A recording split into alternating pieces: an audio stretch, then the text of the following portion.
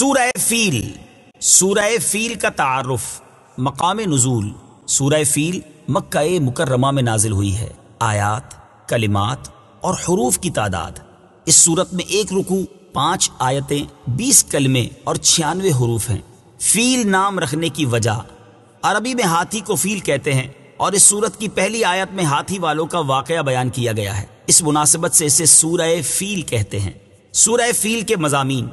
اس صورت میں یمن کے بادشاہ ابرہہ کا واقعہ بیان کیا گیا کہ اس نے اپنی قوت اور مال پر بھروسہ کرتے ہوئے خانہ کعبہ پر حملہ کیا تو اس کی فوج پر اللہ تعالیٰ نے چھوٹے چھوٹے پرندے بھیجے جنہوں نے ان پر کنکر کے پتھر برسائے اور انہیں جانوروں کے کھائے ہوئے بھوسے کی طرح کر دیا.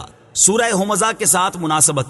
سورہ فیل کی اپنے سے ماقبل سورت ہمزہ کے ساتھ مناسبت یہ ہے کہ سورہ ہمزہ میں بتایا گیا تھا کہ منہ پر عیب نکالنے والے اور پیٹھ پیچھے برائی کرنے والے کافروں نے جو مال جمع کیا تھا وہ انہیں اللہ تعالیٰ کے عذاب سے نہ بچا سکے گا. اور اس صورت میں اس پر دلیل قائم کرتے ہوئے فرمایا گیا کہ ابرہہ جو کہ مال و دولت، طاقت و قوت اور جاہ و حشمت میں کفار مکہ سے بڑھ کر تھا، جب وہ کعبہ شریف پر حملہ آور ہوا تو اللہ تعالیٰ نے کمزور اور چھوٹے چھوٹے پرندوں کے ذریعے اسے ہلاک کر دیا اور ان کا مال، تعداد اور قوت انہیں اللہ تعالیٰ کے عذاب سے نہ بچا سکی. بسم اللہ الرحمن الرحیم. ترجمہ: اللہ کے نام سے شروع جو نہایت مہربان رحمت والا ہے. الم تر کیف فعل ربک باصحاب الفیل الم یجعل کیدہم فی تضلیل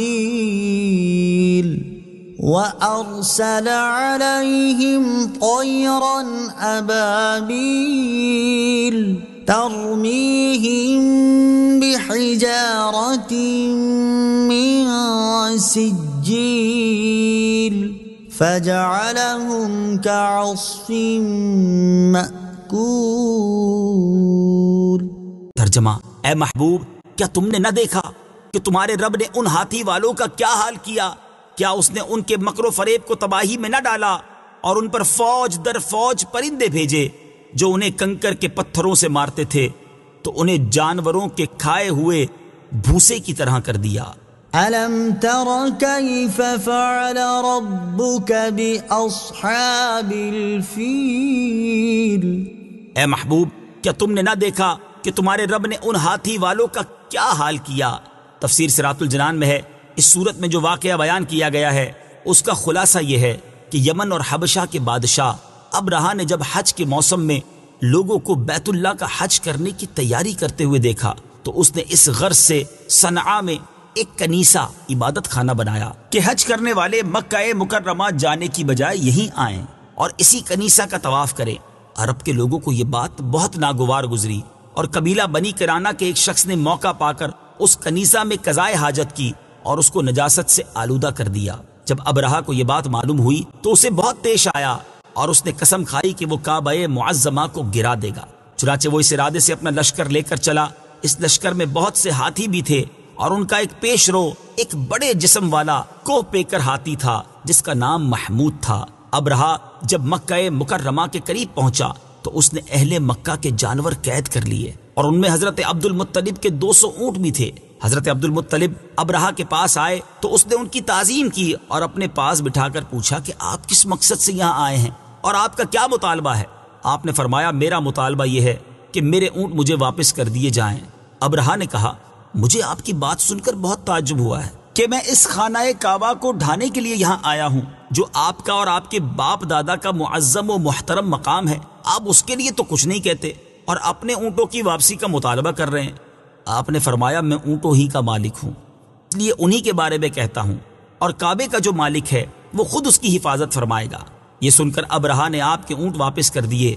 حضرت عبد المطلب نے واپس آ کر قریش کو صورتحال سے آگاہ کیا اور انہیں مشورہ دیا کہ وہ پہاڑوں کی گھاٹیوں اور چوٹیوں میں پناہ گزین ہو جائیں. چنانچہ قریش نے ایسا ہی کیا اور حضرت عبد المطلب نے کعبے کے دروازے پر پہنچ کر بارگاہ الہی میں کعبے کی حفاظت کی دعا کی اور دعا سے فارغ ہو کر آپ بھی اپنی قوم کی طرف چلے گئے. ابرہہ نے صبح تڑکے اپنے لشکر کو تیاری کا حکم دیا تو اس وقت محمود نامی ہاتھی کی حالت یہ تھی کہ جب اسے کسی اور طرف چلاتے تو چلتا تھا لیکن جب کعبے کی طرف اس کا رخ کرتے تو وہ بیٹھ جاتا تھا۔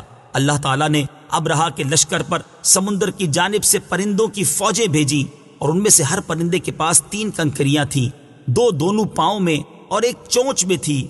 وہ پرندے آئے اور کنکر کے پتھروں سے انہیں مارنے لگے، چنانچہ جس شخص پر وہ پرندہ سنگریزہ چھوڑتا تو وہ سنگریزہ اس کے خود کو توڑ کر سر سے نکلتا ہوا جسم کو چیر کر ہاتھی میں سے گزرتا ہوا زمین پر پہنچ جاتا، اور ہر سنگریزے پر اس شخص کا نام لکھا ہوا تھا جس سنگریزے سے اسے ہلاک کیا گیا۔ اس طرح ان پرندوں نے ابرہا کے لشکریوں کو جانوروں کے کھائے ہوئے بھوسے کی طرح کر دیا۔ جس سال یہ واقعہ رونما ہوا اسی سال سرکار دو عالم صلی اللہ تعالی علیہ وآلہ وسلم کی ولادت ہوئی۔ صدق اللہ العظیم۔